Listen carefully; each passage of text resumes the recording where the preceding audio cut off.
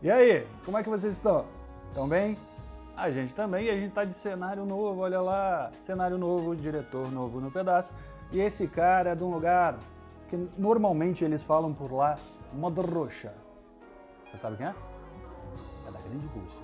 Tá, tradução, tecla sabe. Ah, Dziga Vertov, se liga.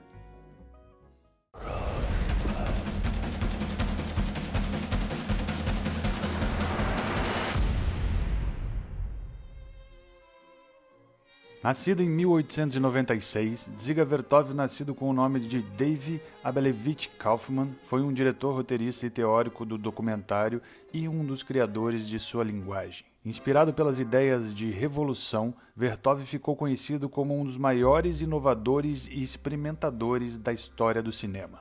A partir do outono de 1914, Vertov iniciou um curso geral de estudo no famoso Instituto Psiconeurológico do psicólogo Vladimir Bekhterev, em Petrogrado, a única instituição russa anterior à Revolução de Fevereiro de 1917, que aceitava estudantes judeus. Seus colegas eram o futuro jornalista soviético Mikhail Koltsov, seu ex-colega de classe de Bialystok, a futura jornalista Larissa Reisner e o futuro diretor Abram Rum. Enquanto isso, com o avanço das tropas alemãs em Bialystok em agosto de 1915, a família de Vertov se tornou refugiada em Petrogrado e depois em Moscou.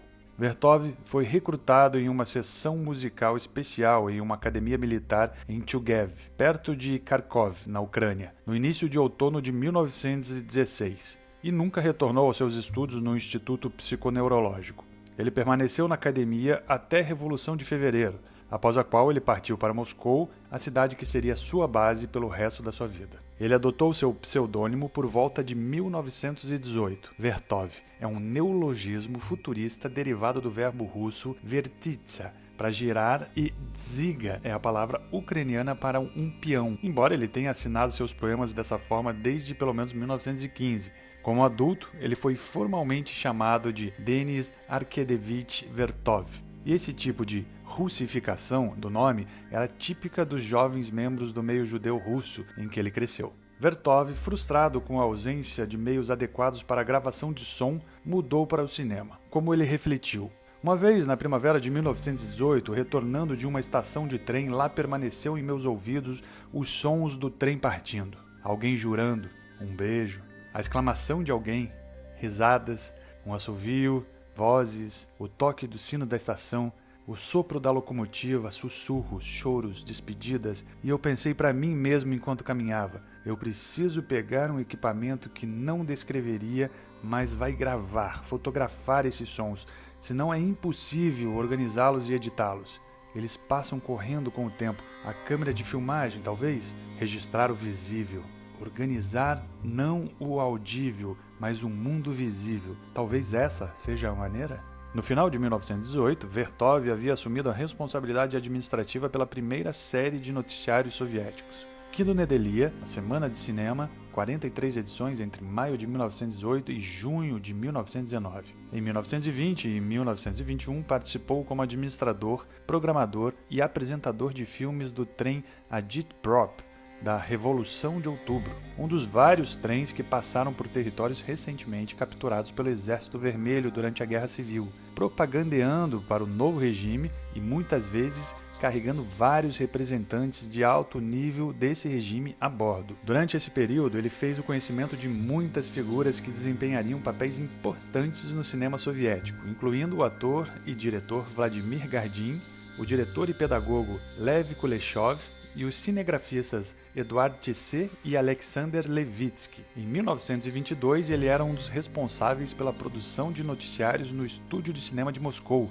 e permaneceu no Centro de Trabalho Cinematográfico de Não Ficção até 1927. Kino Pravda, Cine Verdade, que constituiu em 23 edições entre maio de 1922 e março de 1925, foi nomeada em homenagem ao Pravda, o jornal diário soviético fundado por Lenin. Emitindo de forma irregular, oferecia reportagens sobre uma variedade extremamente ampla de assuntos e agia como laboratório para o desenvolvimento de um vocabulário cinematográfico, particularmente a partir da 13ª edição. Durante esse período, Vertov desenvolveu suas técnicas de montagem e aperfeiçoou suas crescentes teorias sobre o cinema como a forma de arte mais adequada para as massas. A evolução da série foi caracterizada tanto pela implantação de um repertório de dispositivos cada vez mais rico, incluindo imagens de arquivo, noticiários, animações, experimentos com legendas em movimento,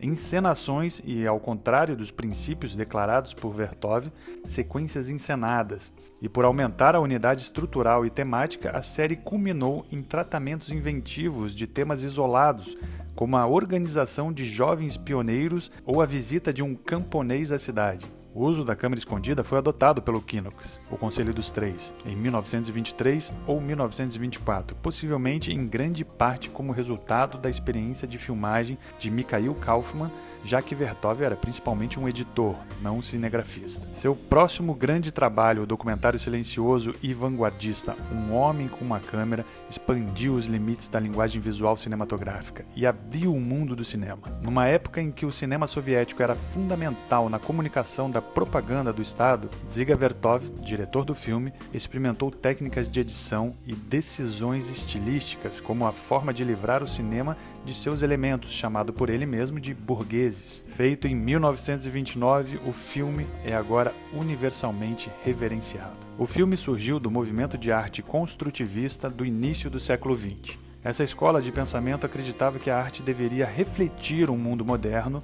e industrializado e deveria servir ao bem maior e coletivo. Como um movimento que abraçou o futuro, o construtivismo escolheu a tecnologia e empurrou as fronteiras artísticas e de design. Refletindo esses princípios construtivistas, um homem com uma câmera usou a câmera para criar uma imagem da cidade soviética na tela e expandir a linguagem cinematográfica ao experimentar narrativas visuais, construções narrativas e convenções de estilo cinematográfico. O trabalho de Vertov ficou famoso pela variedade de técnicas cinematográficas que o cineasta inventou, implantou e desenvolveu, como múltipla exposição, time-lapse, slow motion, quadros congelados, multi-cut, jump cuts, tela dividida, ângulos holandeses, close-ups extremos, plano sequência, imagens invertidas, animações em stop motion e visuais autorreflexivos. E assim, Vertov deixou sua grande marca na história do cinema mundial, que não seria o mesmo sem a sua criatividade, inovações e contradições aos métodos convencionais usados até então na indústria cinematográfica.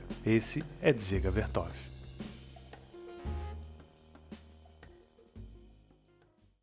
Esse veio para revolucionar e revolucionou. Pois é, meus amigos. Rosebud chegou ao fim, mas daqui a pouco a gente tá de volta com muito mais história legal para te contar. Vem com a gente e fica ligado. Rosebud Club. Dziga Vertov faz parte da nossa caixa desse mês. Você sabe o que é a nossa caixa? Você sabe o que é Rosebud além desse vídeo que você assiste? Procura saber.